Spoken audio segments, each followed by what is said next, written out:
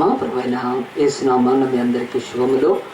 దేవుడు ఈ ఉదయకాలమున మనల్ని ప్రేమించి ఈ యొక్క నూతన సంవత్సరంలో మరి ఈ యొక్క మొదటి ఆరాధనలో మనము ఆయన పరిశుద్ధ పాదాల దగ్గర ఆయన వాక్యాన్ని ధ్యానించడానికి దేవుడు ఇచ్చిన మహాకృపకై దేవునికి మహిమ చెల్లించుకుందాం. దేవుని యొక్క సన్నిధిలో మనందరం కూడా మరి మనం తీసుకొచ్చిన బైబిల్లో మన జీవితం యొక్క అనేకమైన ఆశీర్వాదాలు దాగి ఉన్నాయని, ఆశీర్వాదాలను వెలికి తీసి మనం వాటిని ధ్యానించి నేర్చుకొని గైకొని అన్వయించుకొని మన బ్రతుకుల్లో ఈ లోకము దేని విషయాల్లో అయితే చింతిస్తూ బాధపడుతూ ఓడిపోయి ఈ లోకము ఎక్కడ అజ్ఞానంగా ఉండి మరి ఈ యొక్క అజ్ఞానాన్ని ఈ లోకములోని కొంతమంది స్వార్థపరులు దాన్ని మరి తమకు అనుకూలంగా మార్చుకొని మనుషుల్ని దోచుకుంటూ ఉంటుండగా ఈ సమయంలో ప్రపంచంలో ఒక్క గ్రంథం ఉంది. ఇది అసమానమైన గ్రంథము.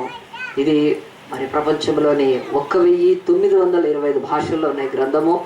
దీనికి దరిదాపుగా ప్రపంచంలోని ఏ మత గ్రంథము దీనికి సమానంగా రాలేకపోయింది. బైబిల్ ఆకాశం అంత ఎత్తుంటే ఈరోజు మహా అంటే భూమి మీద ఉన్న ఏ గ్రంథమైనా భూమి మీద ఉండే ఒక కొండ ఎత్తు ఎంత ఉంటుందో ఆకాశంతో పోలిస్తే అంతకంటే ఎక్కువ లేదు. రెండోది మన భారతీయ భాషల్లో కూడా ఇది 105 భాషల్లో మరి యొక్క బైబిల్ అవైలబుల్ ఉందంటే మరి ఇంత గొప్ప దేవుడు మరి దేశానికి ఒక సూర్యుడు ఎలాగున లేడో, దేశానికి మరి ఒక గాలి ప్రత్యేకంగా ఎలాగున విచ్చదో, అలాగునే దేవుడు కూడా మరి ఆయన దేవుడయ్యుండి, ఆయన సర్వభూమికి దేవుడయ్యుండి, ఒక్క దేవుడయ్యుండి యేసుక్రీస్తుగా మరి ప్రపంచంలోని 251 దేశాల్లో ఈయన 201 దేశాల్లో ఆరాధింపబడుతున్నాడు. ఇంకా ఆ యొక్క 50 దేశాలు చీకట్లోనే ఉన్నాయో తప్ప, వాళ్ళ అజ్ఞానంలోనే తప్ప వాళ్ళను కూడా దేవుడు మరి చేరుకుంటాడు.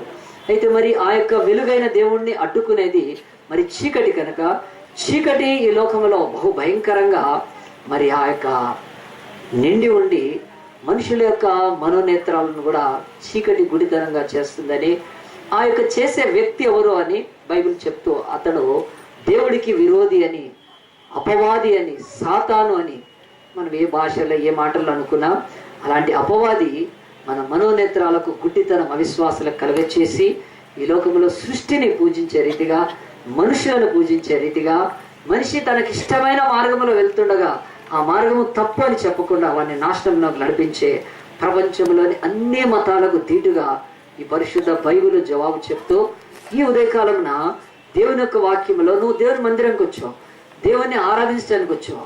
ఇవంతా చేసినాక కూడా దేవుడు నీతో మాట్లాడి నిన్ను సరిచేయడానికి నీ యొక్క హృదయాన్ని, నీ మనసును ఆయనకి ఇస్తే ఆయన మాటలకు నువ్వు చెవి యొగ్గితే తప్ప ఆయన నిన్ను ఏమీ చేయలేడు. మరి చాలా మంది దేవుడి మీద కొన్ని వింతైన ప్రశ్నలు వేస్తారు. ఏమనంటే దేవుడు అన్ని ఎరిగుండి పాపమో ఎందుకు ఆపట్లేదు ఈ లోకంలో అంటే దేవుడు అంటున్నాడు మనిషిని మర యంత్రంగా తయారు చేయలేదు, రోబోట్స్ గా దేవుడు చేయలేదు. దేవుడు మనకు స్వేచ్ఛనిచ్చాడు, మనకు స్వాతంత్రాన్ని ఇచ్చాడు. స్వాతంత్రము లేనిది ఏది కూడా ఆయన చేసిన సృష్టిలో అది జీవమున్న నిష్ప్రయోజనం అయిపోతుంది. ఒక చెట్టు ఇటు పెరగాలి అటు పెరగాలని కాదు, దానికి ఇష్టమున్న వైపు పెరుగుతుంది. ఒక జంతువు అది ఎక్కడికి వెళ్ళాలో ఏం తినాలో అది తింటది. నువ్వు బంధించలేవు. జంతువుని బంధించకూడదని, జంతువుల యొక్క మరి ఆ యొక్క వాటిని పరిరక్షించాలని ఈరోజు భూమి మీద అనేక మంది వాటి కొరకు మరి ముఖ్యంగా అమల ఆంటీ కదా కుక్కలెంబడబడింది కనుక మరి ఒక వ్యక్తి ఈరోజు బ్లూ ఫాక్స్ అని పెట్టి ఈ లోకంలో ఉండే జంతువుల పరిరక్షణ కొరకు ఒకవేళ వాటి స్వేచ్ఛను వాటి స్వాతంత్రాన్ని హరించకూడదని మరి ఒక జంతువుల కొరకు ఈరోజు ఎన్నో పరిరక్షణ సంస్థలుంటే దేవుడు అంటున్నాడు ఆయన పోలికలో సృష్టింపబడ్డ మానవులమైన మనము కూడా స్వేచ్ఛను కలిగి ఉండి ఆ స్వేచ్ఛలోనే యేసుక్రీస్తుని ఆరాధించాలని ఆయనకి ఇష్టం. బలవంతంగా కాదు. బలవంతంగా పెళ్లి చేస్తే ఏమవుతుంది? చేసుకున్నారా? చేసుకున్న పెళ్లిళ్ళు ఎట్లా ఉన్నాయి ఈరోజు? బలవంతపు చదువులు ఎట్లా ఉన్నాయి? అబ్బో అదొక మహా కష్టం బలవంతపు చదువులు కదా, అది కుదరదు. అలా ఉన్న ఈరోజు బలవంతపు మతం కూడా లేదు. ఈరోజు బలవంతమైన మతం ఏదీ లేదు. దేవుడి వాక్యం చెప్తుంది అలాగున మతం అనేది మానవుడిని దేవునితో అనుసంధానం చేసేది. అయితే ఆ మతం ఈరోజు బలవంతంగా కాదు. కానీ దేవుడు అంటున్నాడు ఈ లోకంలో ప్రతి మతము నాశనం అయిపోయిన రీతిగా క్రైస్తవ్యాన్ని కూడా మతముగా చేసి దానిలోకి మరియమ్మని తీసుకొని వచ్చి ఆ తర్వాత రకరకాలైన పండుగలను తీసుకొచ్చి నాశనం చేసినప్పుడు ఇంకా సత్య మార్గము ఇది మతము కాదు, ఇది మార్గాన్ని బోధిస్తుంది. కనుక ఇది రోడ్ మ్యాప్, పరలోకానికి road map. Telangana road map వచ్చింది, అది ఎలాగుందో మనకు తెలుసు. కానీ ఇది మాత్రం పరలోకానికి రోడ్ మ్యాప్. దీన్ని నువ్వు పట్టుకున్నావు అనుకోండి, ఈ మ్యాప్ ఈ మార్గం ద్వారా మోక్షానికి చేరతావు కనుక ఈ లోకంలో ఏ దేవుడు ఏ భగవానుడు కూడా నేనే మార్గం అని చెప్పలేదు. అంటే అదిగో మార్గము, ఇదిగో మార్గం అన్నారు. అదిగో అక్కడ మార్గము, అదిగో శ్రీహరి వాసం అన్నారు. అంతే. కనుక నేను మార్గాన్ని ఎవడూ చెప్పలేకపోయాడు. కనుక యేసుక్రీస్తు అంటున్నాడు అదిగో మార్గం కాదు, నేనే మార్గము. అయితే ఏం చేయాలి? మార్గం అంటే ఆయనను కింద పడేసి ఆయన మీద నుంచి నడవాలా? అవును, కరెక్ట్గా. ఆయన మార్గం అంటే ఆయనలోనే నడవాలి, ఆయన వెనుక మనం నడవాలి. నేను మార్గాన్ని అని చెప్పిన దేవుడు వెంటనే ఏమన్నాడంటే, నేను మార్గాన్ని అని ఊరుకోలేదు, నేనే మార్గమును సత్యం అన్నాడు. నా మార్గంలోకి వచ్చేంత వరకు నీకు సత్యం తెలియదు. నువ్వు అజ్ఞానములో ఉంటావు, అబద్ధములో ఉంటావు. తొండమున్న దాన్ని కూడా దేవుడని నమ్ముతావు, తోకున్న దాన్ని దేవుడని నమ్ముతావు, వెండి బంగారు ఇత్తడి ఆ యొక్క రాయి బొమ్మలను దేవుడని నమ్ముతావు, కనిపించే సూర్యుడు దేవుడని నమ్ముతావు. ఎందుకంటే సత్యము తెలియదు. కానీ యేసు మార్గంలోకి వస్తేనే నువ్వు సత్యాన్ని ఎరుగుతావు.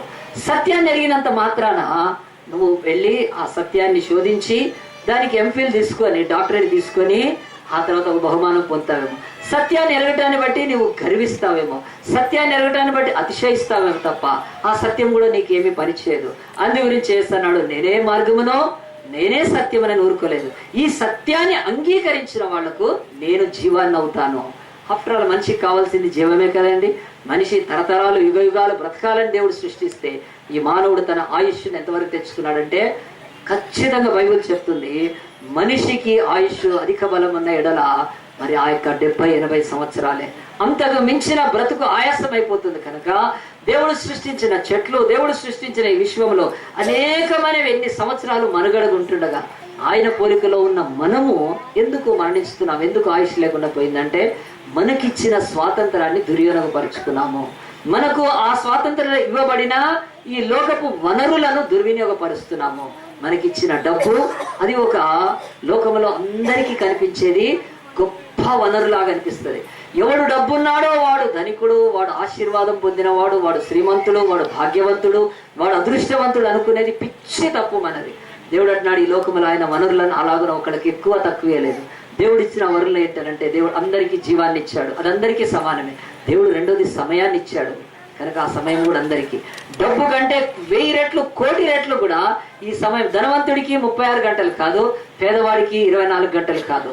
దేవుడు అంటున్నాడు అందరికీ 24. అంటే మన జీవితంలో అతి గొప్ప వనరు దేవుడు సమానంగా ఇచ్చింది సమయం. ఈ సమయాన్ని మనం సద్వినియోగపరుచుకుంటేనే మనం నిజమైన ధనము దేవునిలో ఉండే నిత్య జీవాన్ని పొందుకుంటాం. కనుక దేవుని వాక్యం ఉదయ కాలమున ఈ యొక్క జనవరి మాసం 1వ తారీఖున దేవుని వాక్యం మనతో మాట్లాడి ఏమి చెప్పాలంటుందంటే, నీ జీవితంలో యేసును మార్గంగా చేసుకోవటానికి ఆయన బోధించిన సత్యాన్ని నువ్వు నమ్మాలి. ఆయన సత్యమే చెప్తున్నాడు. ఆయన సత్యము కొరకే తన ప్రాణాన్ని వదిలేశాడు.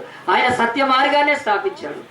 ఆయనలో అబద్ధము లేదు. కనుక అబద్ధము లేని ఆ సత్యమైన యేసుక్రీస్తు మాత్రమే ఈరోజు అందరికంటే ఎక్కువ విశ్వాసులను భక్తులను కలిగి ఉన్నాడు. హల్లెలూయా.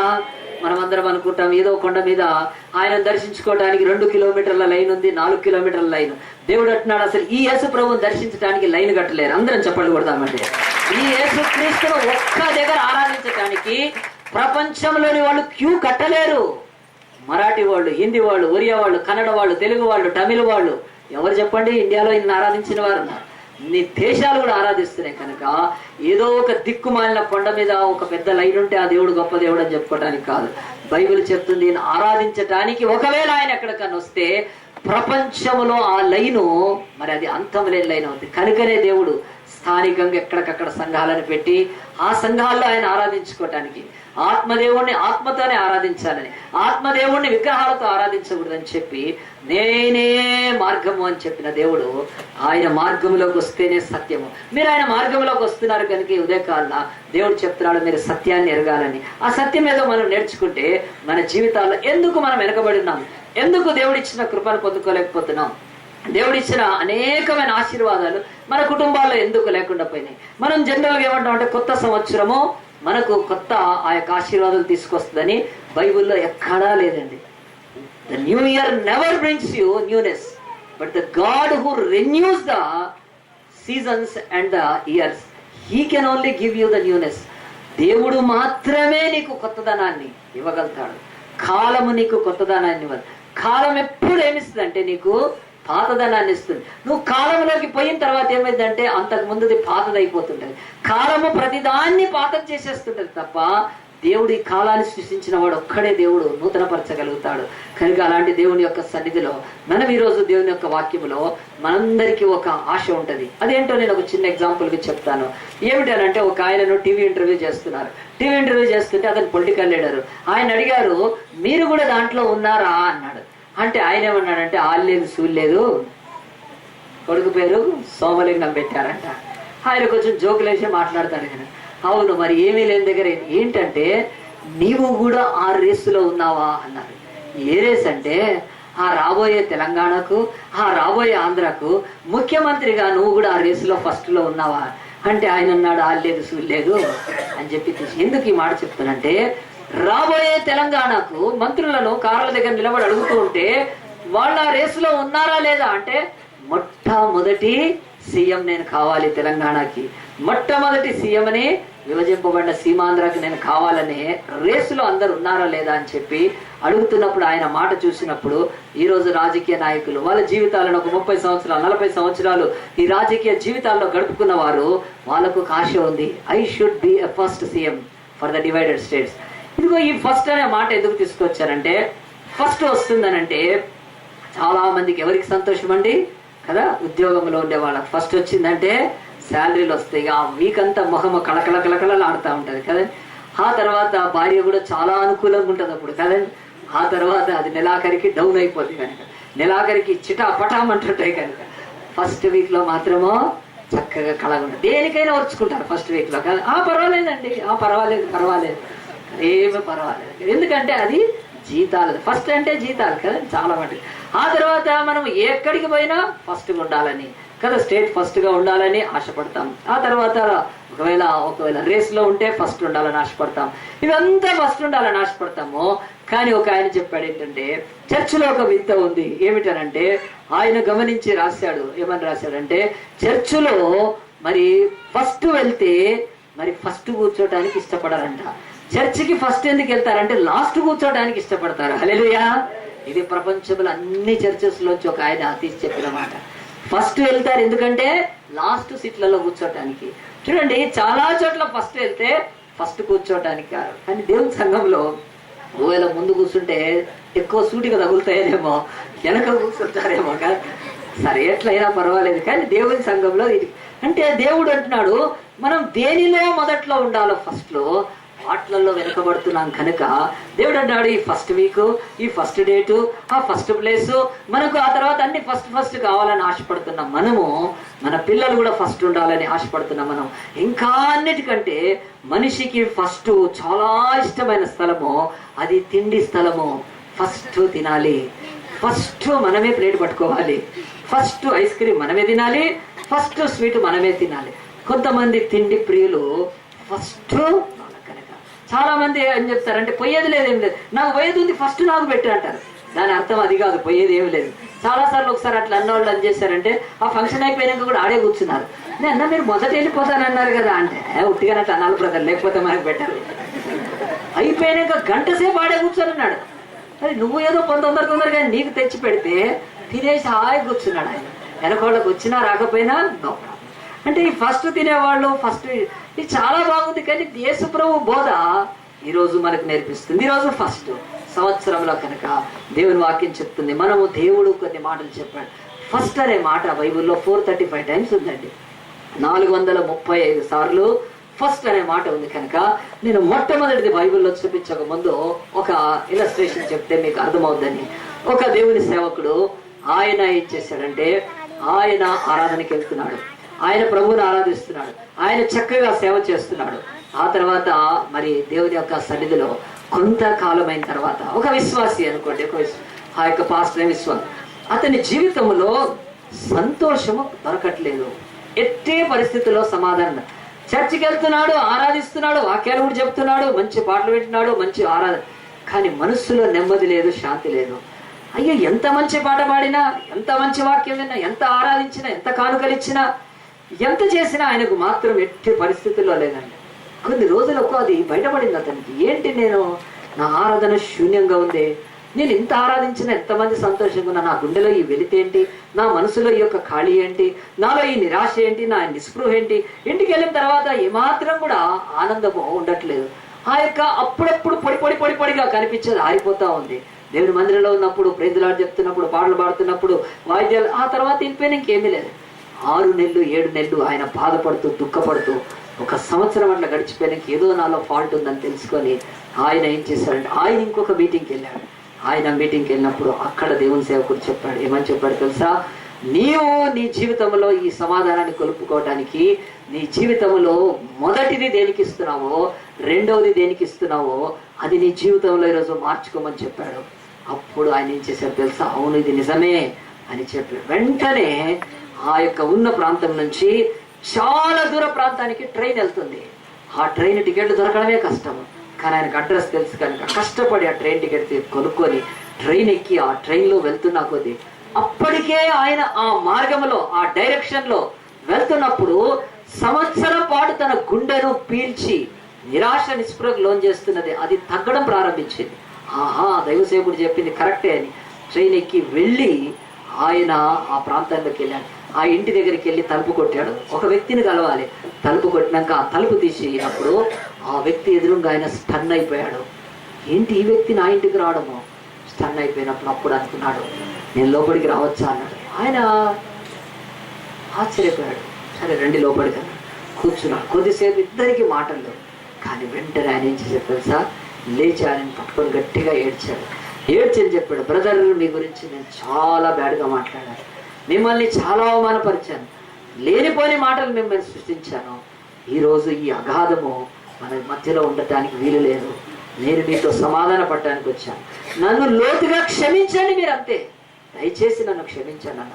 ఆయన చెప్తున్నాడు, బ్రదర్ మీరు ఇంత ఓపెన్గా ఉన్నారు, మీ గురించి నాకు చాలా మంది రాంగ్గా చెప్తే నేను మీ గురించి రాంగ్గా మాట్లాడాను, నన్ను క్షమించండి అని.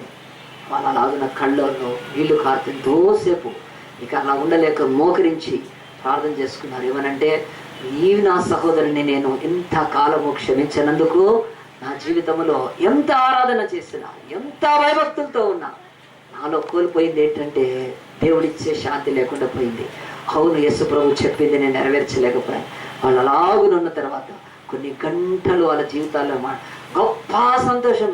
4-5 అవర్స్ అయిపోయింది, అన్నం లేదు, ఏమీ లేదు. కానీ వాళ్ళకి ఆహారం ఇవ్వలేంది, ఈ లోకంలో ఏది ఇవ్వలేని ఒక సమాధానం వాళ్ళ మధ్యలో వర్షిస్తుంది. అలాగే తర్వాత ఇద్దరు కన్నీళ్లతో క్షమించుకొని, బ్రదర్ ఇంకెన్నడూ కూడా నీకు నాకు ఆ యొక్క శత్రుత్వం లేదు, నీవు నన్ను క్షమించిన రీతిగా నేను క్షమిస్తున్నాను. దేవుడిచ్చిన క్షమాపణను ఇంతకాలం పొందుకోలేక మనం ఎందుకున్నామంటే నీ మీద నాకు, నా మీద నీకున్న ఈ యొక్క అసమాధానం అని చెప్పి అప్పుడు వాళ్ళు దేవుని యొక్క వాక్యములో ఆ సేవకుడు ఏం చెప్పాడు తెలుసా అండి? యేసు చెప్పింది చెప్పాడు. తీసండి ఇప్పుడు దేవుని యొక్క వాక్యము మనందరం కూడా మత్తయి సువార్త తీద్దాము. మత్తయి సువార్తలో దేవుడు అంటున్నాడు 435 సార్లు యేసు ప్రభు బైబిల్లో రాయబడిన ఆ మొదటిది అనేది దేవుని యొక్క వాక్యంలో మనం చూస్తే దేవుడు వాక్యం చెప్తా అందరం కూడా తీద్దాము. మరి ఆ యొక్క మత్తయి సువార్త 5వ అధ్యాయం తీసి దేవుని యొక్క వాక్యము చెప్తుంది. ఏమి చెప్తుంది అని అంటే మనం చూద్దాం. చూడండి దేవుని యొక్క వాక్యములో 23వ వచనం, కావున నీవు బలిపీఠమునొద్ద అర్పణము నర్పించుండగా నీ మీద నీ సహోదరునికి విరోధం ఏమైనదో కలదని అక్కడ నీకు జ్ఞాపకం వచ్చినలా అక్కడ బలిపీఠము ఎదుటనే నీ అర్పణ విడిచిపెట్టి మొదట వెళ్ళి నీ సహోదరునితో సమానపడము, అటు తరువాత వచ్చి నీ అర్పణను అర్పింపుము. ఈ మాట బైబిల్లో మన మహాత్మా గాంధీకి, ఇక్కడ మనకున్నవారికి ఎవరికైనా వస్తుందో లేదో, మత్తయి సువార్త 5, 6, 7 అధ్యాయాలు మహాత్మా గాంధీ నోటితో మొత్తం చెప్తాడు. ఆయన చనిపోయాడు కానీ మన జాతి పిత, ఆయనకి ఇష్టం ఈ యొక్క బైబిల్లోని భాగం. ఇంతకంటే ఎవరైనా ఆయన దేవుడు కనుక బోధించాడు. ఆయన చెప్తున్నాడు, నీ జీవితంలో మొదట ఏముండాలంటే ఆరాధన కాదు, మొదట బైబిల్ అంటుంది సమాధానము. సమాధానాన్ని మనం రెండవగా పెట్టి ఆరాధనను ముందుకు పెట్టుకొని సంవత్సరాలు నిష్ప్రయోజనమైన నిస్పృహతో కూడిన ఒక ఊత వేషముతో కూడిన ఆరాధనలు ఆరాధించినంత కాలము దేవుడు అంటాడు, బిడ్డ నీకు సమాధానమో ఉండదు, నీకు సంతోషమో కలగదు. కనుక ఒక సంవత్సరం అంతా నీ జీవితంలో ఏం చేస్తావో ఈ యొక్క సంవత్సరంలోని మొదటి దినమున నువ్వు మొదట్లో ఏం పెట్టాలో దేవుడు చెప్తున్నాడు. మొదట ఆరాధన కాదు, మొదట సమాధానము. మొదట వెళ్ళి నీ సహోదరునితో సమాధానపడు, తరువాత వచ్చి ఆరాధించు. మనం దీనికి క్వైట్ ఆపోజిట్ గా బతుకుతున్నామంటే అందు గురించి బైబిల్ అంటుంది, దేవుడు ఆయన సత్యాన్ని చెప్పాడు. ఎందుకు సత్యం చెప్పాడంటే ఈ నూతన సంవత్సరంలో నీ సమాధానం ఎక్కడుంది, నీ సమాధానం ఎక్కడుంది అని అంటే, నేను ఆరాధిస్తే సమాధానం వస్తుంది, నేను దేవునికి అర్పణలు ఇస్తే సమాధానం వస్తుంది, నేను ఇంకా ఏదో ఒక మరి దేవుని యొక్క వాక్యం ప్రకటిస్తే సమాధానం. నేను చెప్పాను ఇందాక, దైవ సేవకుడు ఆయన ఒక వ్యక్తినితో క్షమాపణ లేకుండా బతికినందుకు ఆయన యొక్క ఆరాధన అంత నిష్ప్రయోజనంగా ఉన్నప్పుడు దేవుని వాక్యం మూలాల్లోకి వెళ్తే బైబిల్ చెప్తుంది, ఫస్ట్ నీ సహోదరునితో క్షమాపణ పొంది. ఇక్కడ గుండె మీద చేపెట్టుకొని చెప్పండి, ఎంతమందితో మీరు విభేదిస్తూ సమాధాన పడకుండగా సమాధానానికి కర్త అయిన క్రీస్తును ఆరాధించడాన్ని బట్టి ఆ సత్యమైన యేసుక్రీస్తు నీకు ఆ యొక్క మరి సమాధానాన్ని ఇస్తాడా? నువ్వు దేవుని మందిరంకు రాగానే ఇంకొకసారి మనసు దేవుని గుండె బరువెక్కుతుంది. ఈ బిడ్డ క్షమించాడు, బయట కనిపిస్తే ఈ బిడ్డ మాట్లాడాడు, మొహం చూసి తప్పించుకొని వెళ్ళిపోతాడు, ఈ బిడ్డ మళ్ళీ బయటికి వెళ్ళాక వాళ్ళ గురించి వ్యతిరేకంగా మాట్లాడతాడు, మళ్ళీ వాళ్ళ గురించి తప్పుడు ప్రచారం చేస్తాడు. ఇవన్నీ చేసి దేవుని ఆరాధిస్తుంటే దేవుడు అంటున్నాడు, నీకు ప్రియారిటీస్ తెలియట్లేదు. ప్రియారిటీస్ అంటే ప్రాధాన్యతలు. ఏది మొదట్లో ఉండాలి, ఏది రెండవలో ఉండాలి. మనం ఏం చేస్తున్నామంటే లోకంలో ఇతరులతో గొడవలు పడుతూ సమాధానం లేకుండా ఆ సమాధానమైన యేసుక్రీస్తుని అర్పించి మనం అనుకునేది, నేను బాగా ఆరాధించాను, నేను చర్చికి టైంకి వెళ్ళాను, నేను ఆ పరిచయం చేశాను, నాకెందుకు సమాధానం లేదనుకుంటే బైబిల్ అంటుంది, నువ్వు ఒక్క మిస్టేక్ చేసావు బిడ్డ. మొదట ఉండాల్సింది అది రెండవది అయిపోయింది, రెండవది ఉండాల్సింది మొదటిది అయిపోయింది. ఈ రోజు నుంచి అయినా నువ్వు ఇక నీ సహోదరి సహోదరులతో ఎవరితో సమాధానం లేదో ఒక్కసారి పరీక్షించుకో. ఇందాక నేను చెప్పిన ఆ యొక్క ఉదాహరణలో ఒక వ్యక్తి 800 కిలోమీటర్లు వెళ్ళి ఆ యొక్క తనతో విరోధం ఉన్న వ్యక్తి వెళ్ళిపోయాడు ఇక్కడ నుంచి. అడ్రస్ కనుక, ఎందుకంటే అది గుండెను తొలిచేస్తుంది కనుక వెళ్ళి సమాధాన పడి వచ్చిన తర్వాత ఆయన ఆరాధనకి ఆనందంగా ఉంది. ఆయన ఆరాధన కమనీయంగా, చిన్న వాక్యం విన్నా బాగుంటుంది, మామూలు పాట పాడినా బాగుంటుంది, ఏది తిన్నా రుచిగా ఉంటుంది, ఆ సమాధానము ఉంటుంది. అది ఎప్పుడు వచ్చిందంటే ఆ వెళ్ళి ఆ యొక్క సోదరుతో క్షమాపణ పొందినప్పుడు. ప్రియ దేవుని బిడ్డలారా, దేవుని వాక్యం ప్రపంచాన్ని సవాల్ చేస్తుంది. నువ్వు సమాధాన పడకుండా, నువ్వు సమాధానాన్ని మొదట పెట్టుకోకుండా దేన్ని పెట్టుకున్నావు? దేవుడు ఆరాధనలు గొప్ప గొప్పవి దేవుడికి చేసే పెడుతున్నావు. కానీ ఆ దేవుడి లోకానికి వచ్చింది నిన్ను దేవుడితో సమాధానపరిచి నీ యొక్క సహోదరితో సమాధానపరచడానికి వచ్చాడు. ప్రియ దేవుని బిడ్డలారా, మొట్టమొదటిది గుర్తుపెట్టుకోండి, జనవరి 1 రోజు నీ జీవితంలో ఈ రోజు నుంచి దేనికి ప్రాధాన్యత ఇవ్వాలంటే మొదట ఆరాధనలు కాదు నాయన, మొదట అర్పణలు కాదు, మొదట దేవుడి యొక్క సన్నిధిలో మనం చేసేవి కాదు, మొదట మన సహోదరితో క్షమాపణ పొందాలి, సహోదరితో సమాధానం పొందాలని. నీవు ఇతరులను క్షమించలేకపోతే ప్రభు నిన్ను ఎట్లా క్షమిస్తాడు? ఆ సూత్రంతో యేసు ప్రభు దగ్గర శిష్యులు వచ్చి అడిగారు, యేసయ్య నా సహోదరులు క్షమిస్తే ఎన్నిసార్లు క్షమించాలి అని అంటే యేసు ప్రభు అవుతాడు 7 సార్లు అన్నాడు. కాదు కదా, 70 మార్లకు 7 సార్లు అని చెప్పి అంటే నువ్వు అతను కోరుకున్నంత వరకు క్షమిస్తూనే ఉండాలి. ఎందుకంటే నీ తండ్రి దగ్గర నుంచి నీకు క్షమాపణ కలిగితేనే నీ భూమి మీద నీకు శాంతి సమాధానం కలుగుతుంది. ప్రియ దేవుని బిడ్డలారా, మొదటి చెప్పాను, రెండోది చూపిస్తాను చూడండి. దేవుని యొక్క వాక్యంలో మొదట మనము ఈ రోజు నుంచి అయినా యేసు ప్రభు చెప్పిన మాట ప్రకారం మొదట వెళ్ళి సహోదరితో సమాధాన పడదాం. మీరు అనొచ్చు, పాస్టర్ ఇది చాలా ఈజీ, నువ్వు పులిపిటి మీదకి వెళ్ళి మంచిగా చెప్తావు, కానీ ఇదే తెలుస్తుంది నాకు. ఎందుకో తెలుసా? ఎవరినైనా క్షమించవచ్చు, కానీ వాడిని క్షమిస్తే వేస్ట్, లైఫ్ వేస్ట్. అంతేగా, నేను ఎవరినైనా క్షమిస్తాను, కానీ నా అత్తను మాత్రం క్షమించను. ప్రతి కోడలు ముందే చెప్తాడు, బ్రాకెట్లో పెట్టుకో ప్రభు అంటుంది. నువ్వు యేసు ప్రభు నువ్వు వచ్చావు, చెప్పావు, వెళ్ళిపోయావు పో, కానీ నేను రాసి పెడుతున్నా, నేను మొదట వెళ్ళి ఎవరినైనా కానీ నా అత్తను మాత్రం వస్తుంది క్షమించను అని అంటే ఇక సమాధాన పడకపోతే ఆలోచించండి. మన బాస్ ఉంటాడు ఆఫీస్లో, నేను ఎవరినైనా క్షమిస్తే కానీ మా బాస్ గారిని క్షమించాను. వాడు దొరికితే లారీ వెనక టైర్ల కింద వేసేస్తాను, ముందు టైర్లు కూడా. చాలాసార్లు మనం ఒక గ్రడ్జ్, ఒక ఆ యొక్క వాళ్ళ పట్ల ద్వేషాన్ని పెంచుకుంటే బైబిల్ అంటుంది అది నీ జీవితంలో చాలా భయంకరమైనది. అలాగున ఆ గ్రడ్జ్, ఆ ద్వేషం పెట్టుకొని నువ్వు ఎన్నిసార్లు కూడా ప్రభు సన్నిధికి వచ్చినా దేవుడు ఏమంటాడు తెలుసా బిడ్డ, నువ్వు మొదట దేన్ని పెట్టుకోవాలో అది నేను చెప్పింది పెట్టుకున్నంత వరకు మానవ జీవితాలలో మనుగడకు ఆ యొక్క సామాన్యమైన శాంతి సమాధానాలను దేవుడు చెప్పిన ప్రియారిటీస్. ప్రభా ఈరోజు మొదటి దినమున నేను చర్చికి వెళ్ళాను, చలో ఇక బేఫికర్, నేను సంవత్సరం అంతా బిందాస్ అనుకున్నాను. ఏం బిందాసు లేదు, గిద్దాసు లేదు.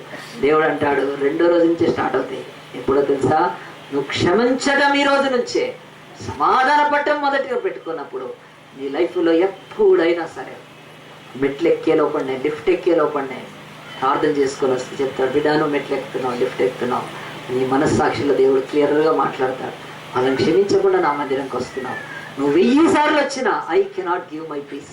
ఎందుకనంటే నేను మాట ఇచ్చి తప్పేవాడిని కాదు, మాట మార్చేవాడిని కాదు. ఆకాశం భూమి గతించిపోతే కానీ నా మాటలు గతించు. నువ్వు సమాధానాన్ని మొదట పెట్టుకో, రెండవది అర్పణను ఆరాధనను రెండవగా పెట్టుకోమన్నాడు. ఈ ప్రియారిటీని మనం నేర్చుకున్నాం. తర్వాత దాన్ని పక్కన పెట్టి రెండవ దాని గురించి మనం దేవుని యొక్క వాక్యంలో చూస్తే, దేవుని యొక్క వాక్యం చెప్తుంది మనందరం కూడా ఈ లోకంలో మరి దేన్ని మొదటిగా పెడుతున్నాం. 6వ అధ్యాయంలో మనము దేవుని యొక్క వాక్యంలో ఒకటి చూసే ముందు మనము వెనక్కి వెళ్దాం. మనందరం కూడా యెహోషువ గ్రంథంలో దేవుని యొక్క వాక్యం ఒక భాగాన్ని చూద్దాం. యెహోషువ గ్రంథంలో దేవుని యొక్క వాక్యం చెప్తుంది, ఇశ్రాయేలీలు అనేవాళ్ళు మరి వాళ్ళు పాలు తేనెలు ప్రవహించే దేశానికి బయలుదేరారు. ఆ వాగ్దాన దేశానికి బయలుదేరినప్పుడు వాళ్ళు అనేక రాజ్యాలను, సామ్రాజ్యాలను, మరి సముద్రాలను కూడా దాటి వెళ్ళిపోయి చివరికి వాళ్ళకి ఎదుట ఒక పెద్ద మహా అభేద్యమైన పట్టణం వచ్చిందని. ఆ పట్టణం పేరు ఎరికో. దేవుడి సన్నిధికి వచ్చి ప్రభా ఎరికోని జయించడం ఇంపాసిబుల్ అని ఒకవేళ సామాన్యమైన విశ్వాసులు అనుకున్నా, వారి నాయకుడైన యెహోషువ అనుకోలేదండి. ఏం చేయాలి ప్రభా అని చెప్పి ఆ యొక్క ఎరికో ఒక మహాపట్టణం యొక్క కోటల దగ్గర వాళ్ళు వచ్చి గుడారాలు వేసి ఏం చేశారంటే కనిపెట్టారు. అప్పుడు ప్రభు చెప్పాడు ఏమనంటే, ఆ ఎరికోకు వేగుల వాళ్ళని పంపించమన్నాడు. పంపించారు, వచ్చేసారు. దేవుడు చెప్పాడు, ఎరికోను మీరు దాని మీద చిన్న రాయి తీసి, నొలక రాయి తీసి ఆ కోట గోడ మీద ఏనక్కర్లేదు. ఆ రాజ్యాన్ని మీరు యుద్ధంతో జయించరు, విశ్వాసంతో జయిస్తారు. హల్లెలూయా. దేవుడు అంటున్నాడు, అసామాన్యమైనవి, అభేద్యమైనవి, నీ వల్ల కానివి, ఇంపాసిబుల్ థింగ్స్ అంటాడు, అవి నా దగ్గర తీసుకొనిరా. నేను ఈ సంవత్సరంలో నేను వాటిని పాసిబుల్గా నువ్వు ఎలాగో జయిస్తావో చెప్తానని చెప్పి ఆ యొక్క రాజ్యం గురించి చెప్పాడు. దాన్ని జయించడానికి మీ దగ్గర శక్తి లేదు, నాకు తెలుసు. ఆ రాజ్యాన్ని జయించడానికి మీ దగ్గర సామర్థ్యం లేదు. ఆ యొక్క కోటల్ని కూల్చడానికి తగినంత శక్తి మీకు లేదు, బలం లేదని చెప్పి మీరు ఒక పని చేయండి, ఆ కోట చుట్టూ మరి ప్రతిరోజు ఏం చేయాలంటే నోరు మూసుకొని తిరగాలి. ఏం చేయాలి? చెప్తారు కదా టీచర్, అంతే, ఇక మూడు మాట్లాడకూడదు. ఇదేంటి ప్రభావ మౌనంగా ఉంటే కోటలు కూలుతాయండి, కూలిపోతాయండి. యెహోషువ అలాగున చెప్పినప్పుడు దేవుడు మాట విని ఎరికో చుట్టూ రోజు ఒక రౌండ్, సైలెంట్ రౌండ్ వేసి రావాలి కదండి. ఈ సైలెంట్ రౌండ్ ఎవరు ఎక్కువ వేసి వస్తారండి చెప్తారా ఎవరైనా? లవర్స్ అండి, ప్రేమికులు కదా, సైలెంట్ రౌండ్ వేసి వస్తూ ఉంటారు. ఇంకొకడు వస్తూ ఉంటాడు మా ఇంటి దగ్గరికి, ఏం మాట్లాడేం కాదు, అట్లా తిరిగిపోతూ ఉంటాడు. అక్కడ గర్ల్స్ హాస్టల్ ఉంటుంది. ఏంటి అంటే సైలెంట్ రౌండ్ కదా, ఏమి మాట్లాడేది ఏమి ఉండదు. అట్లా హాస్టల్ చుట్టూ తిరిగి వెళ్ళిపోతాడు. ఎందుకో కదా పాపము, హాస్టల్ సెక్యూరిటీ వీళ్ళంతా. ఆ పిల్ల ఎప్పుడు వస్తుందో బయటికి కదా, వీడు కాసుకోని ఉంటాడు పాపం. అది వస్తుంది, వేరేవాడితో వెళ్ళిపోతుంది, ఇట్లా ఆశిస్తాడు. అప్పుడు అది ఎందుకురా ఇంకా సైలెంట్, ప్రేమ మౌనం అన్నాడు. ఆ ప్రేమ మౌనమే నీది కనుక ఈరోజున సైలెంట్ రౌండ్ కొట్టమంటే దేవుడు కొట్టమంటే ఎవరు కొడతారు?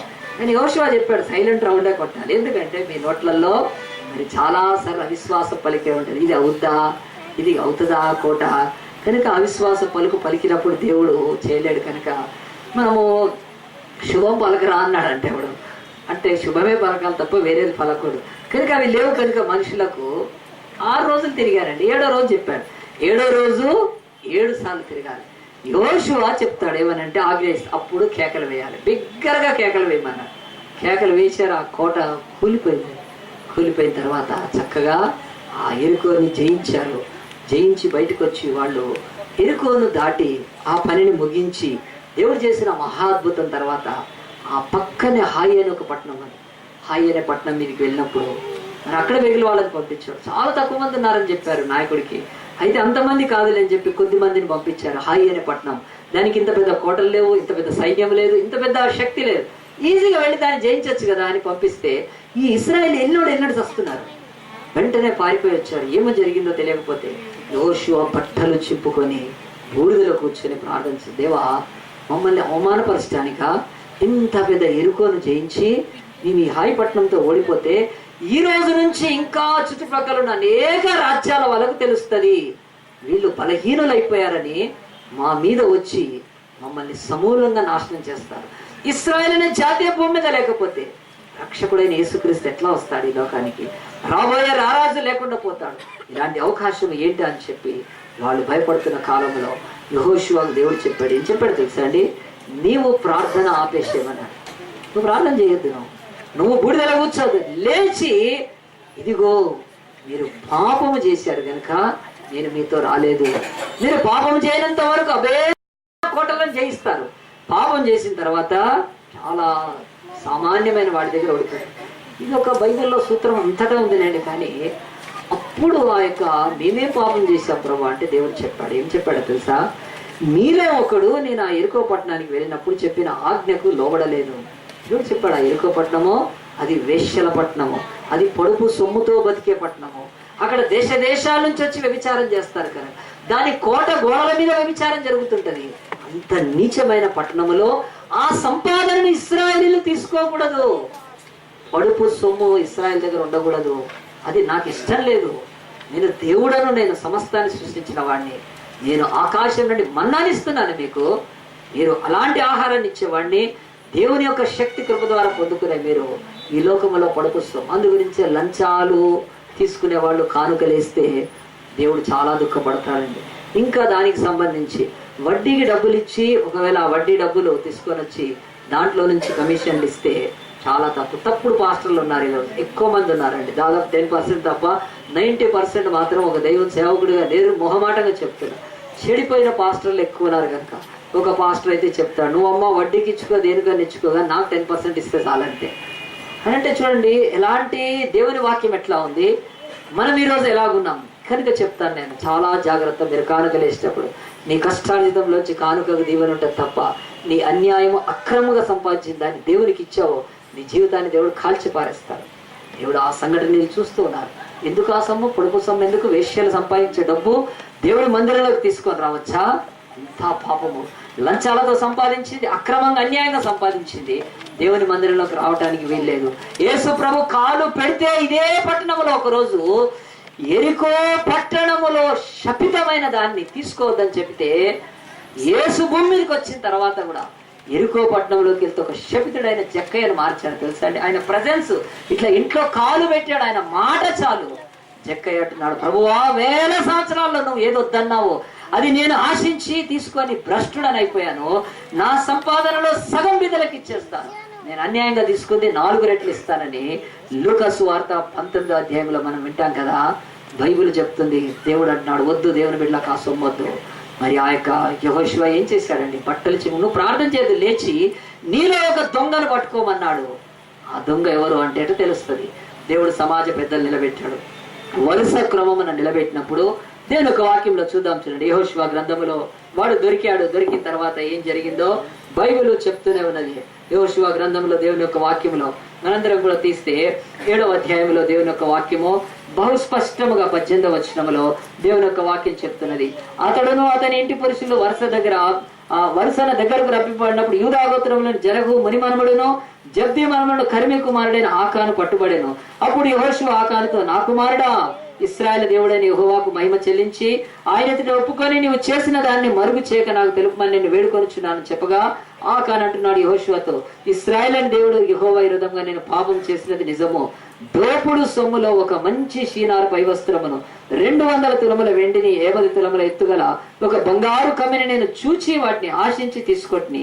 అదిగో నా డేరా మధ్య అవి భూమిలో దాచబడి ఉన్నవని చెప్పినప్పుడు బయటికి తీసుకొచ్చారు, దూరంగా తీసుకెళ్లారు, రాళ్లు పెట్టి కొట్టి చంపేశారు. ఈ బైబిల్లో వాక్యం ఎన్నిసార్లు విన్నా దేవుడు ఇక్కడ కాదండి, దీన్ని ఎత్తి మనకు ఒక చోటు చూపిస్తున్నారు. ఏమిటంటే మొదట ఏది ఉండాలి, రెండవది ఏది ఉండాలి.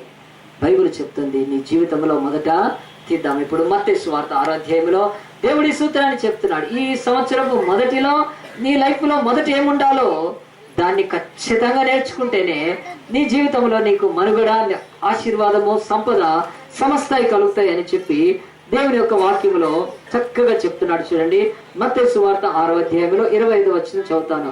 అందువలన నేను మీతో చెప్పినదేమనగా, ఏమి తిందుమో ఏమి త్రాగుదుమో అని మీ ప్రాణం గురిచేనను, ఏమి ధరించుకుందుమో అని మీ దేహం గురిచేనను చింతింపకుడి. ఆహారం కంటే ప్రాణమును, వస్త్రం కంటే దేహము గొప్పవి కావా అని చెప్పంటాడు. ఆకాశ పక్షులను చూడండి, అవి విత్తవు, కోయవు, కొట్టలో కూర్చుకొను, అయినను మీ పరలోకపు తండ్రి వాటిని పోషించున్నాడు అని చెప్పి ప్రభువు ఇవన్నీ మాటలు మాట్లాడి చివరిగా 33వ వచనం వచ్చే వరకు కాబట్టి అంటాడు, మీరు ఆయన రాజ్యమును నీతిని మొదట వెదకండి అని అంటే దేవుడు అంటున్నాడు, నీ జీవితంలో మొదట ఐహికమైనది ఉండకూడదు, ఆధ్యాత్మికమైనది మొదటగా ఉండాలి. ఈ సూత్రం బైబిల్ చెప్తుంది. ఇది చాలా సింపుల్గా, ఇది చెప్పడానికి చాలా అనుకూలంగా ఉన్నప్పటికీ, చాలా తేలిగ్గా ఉన్నప్పటికీ బైబిల్ అంటుంది ఈరోజు భూమి మీద ఈవెన్ క్రిస్టియన్స్ కూడా 98% ఉండొచ్చు అండి. మొదట ఐహికమే, తర్వాత ఆధ్యాత్మికము. ఐహికం అంటే లోక సంబంధమైన వాటికి మొదట స్థానం ఇచ్చి ఆధ్యాత్మికమైన వాటికి రెండవ స్థానం ఇస్తున్నారు. బైబిల్ ఖచ్చితంగా చెప్తుంది. మీరు వెనక్కి వెళ్ళండి. ఆకాను ఎందుకు చచ్చిపోయాడంటే ఆకాను జీవితంలో మొదట ఐహిక విచారణ ఉన్నది, లోక సంబంధమైంది. ఈ వెండి బంగారం నాకు ఇక దొరుకుతాయో లేదో అనుకున్నాడు. ఎరికో పట్టణంలోకి వెళ్ళాడు. ఎరికో పట్టణంలోకి వెళ్ళేటప్పుడు యెహోషువ ఆజ్ఞ ఇచ్చాడు, ఏ ఒక్కడైనా సరే యుద్ధంలోకి వచ్చి ఆ పట్టణాన్ని దేవుడు తన శక్తి చేత కూల్చినప్పుడు ఆ పట్టణంలోకి వెళ్ళాలి. దోపుడు సొమ్ము ఆనాడు యుద్ధాల తర్వాత తీసుకునేవాళ్ళు, కానీ ఎరుకో దోపుడు సొమ్ము నేను తీసుకోవద్దని చెప్పాను కదా. దానిలో ఏం తీసుకోకూడదంటే నూలు పోగైనా తీసుకోకూడదు. ఎరుకోలోది నూలు పోగంటే ఒక దారం అండి కదా, ఒక దారం వెళ్తుంటే ఎప్పుడప్పుడు కదా, అది తీసుకోవద్దని చెప్తే ఎందుకు చెప్పాడంటే ఆయన రాజ్యం ఇవ్వబోతున్నాడు నీకు. ఈ ఆకాను కూడా ఒక రాజ్యం ఉంది. ఇశ్రాయేలుకు దేవుడిచ్చే పాలు తేనెలు ప్రవహించే వాగ్దాన దేశం ఉంది.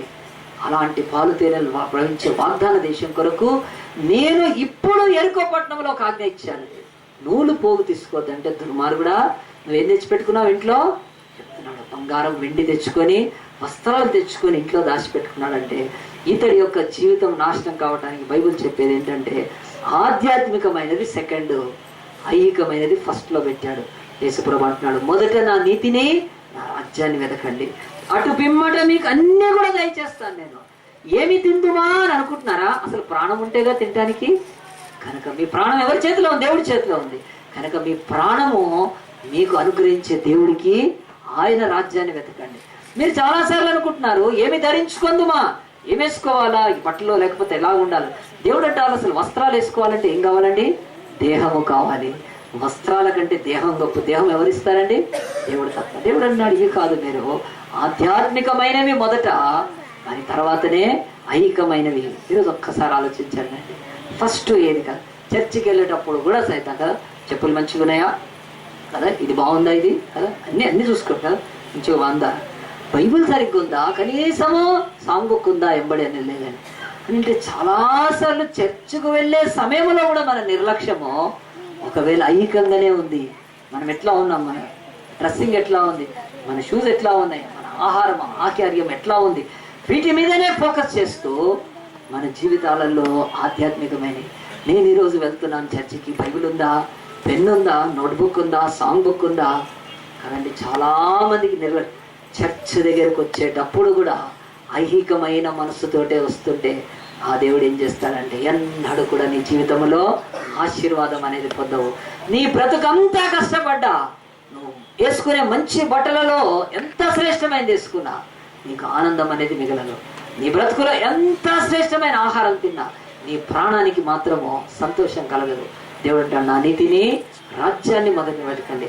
ఆయన రాజ్యాన్ని నీతిని మొదట వెతికిన వారికి బైబిల్ చెప్తుంది ఏమిటనంటే ఖచ్చితంగా నీ జీవితంలో ఈ రోజు నుంచి జనవరి 1 నుంచి ప్రభా ఫస్ట్ స్పిరిచువల్, తర్వాతనే మళ్ళీ ఇది ఎక్కడ చాలా ఆపరేట్ అవుతుంది చెప్తాను. చాలా సింపుల్గా ఉంటుంది ఇది చెప్పడానికి. దేవుడు చెప్తున్నాడు కూడా అదేమిటనంటే ఫస్ట్ నా దగ్గరకు వచ్చి అంటారు పాస్టర్ ఒక మంచి అమ్మాయి చూడండి ఏమంటారు, ఆమె చాలా స్పిరిచువల్ అయి ఉండాలి. అబ్బా నేను అనుకుంటాను క్యా బాత్ బోలే భయ్యా, సరే అని చెప్పి నేను స్పిరిచువల్గా ఉన్న ఒక అమ్మాయిని ఒకవేళ ప్రపోజల్ చేసి వాళ్ళు అడుగుతారు ఏమిటంటే ఎంత చూడండి స్పిరిచువల్ అని అంటున్నారు, మళ్ళీ వెంటనే కట్నం ప్రస్తావన తెస్తారు, తర్వాత బంగారం వెండి ప్రస్తావన తెస్తారు. అంటే ఈ స్పిరిచువల్ అనే మాట ఎట్లా వాడుతున్నాం మనం? కేవలం చెప్పుకోవటానికి కదా. స్పిరిచువల్ అనక చూడు పాస్టర్ ఎవరైనా ఒక 2-3 వదిలేసిన దాన్ని అనేది ఎవరు అన్నారు కదా, అన్నారు కదండి. అది అట్లా అంటానికి కూడా అనిపించదు, అట్లా అంటే కూడా బాగుండదు. కానీ అంటే అందరూ స్పిరిచువలే కావాలి. కానీ నిజంగా వాస్తవం వచ్చినప్పుడు ఏం చేస్తారు తెలుసండి, ఎంత కట్నం ఇస్తారు. ఆ తర్వాత అమ్మాయి చాలా స్పిరిచువల్ అండి, కానీ అమ్మాయికి మంచిగానే ఉంది కానీ కలర్ తక్కువ ఉంది కొంచెం. కలర్ ఉంటే మరి వేయించుకోవచ్చు కదా, బెర్గర్ పెయింట్స్ ఉన్నాయి, ఏషియన్ పెయింట్స్ ఉన్నాయి. అంటే చూడండి, అడుగు వేసిన వెంటనే స్పిరిచువల్ మాయమైపోతుంది.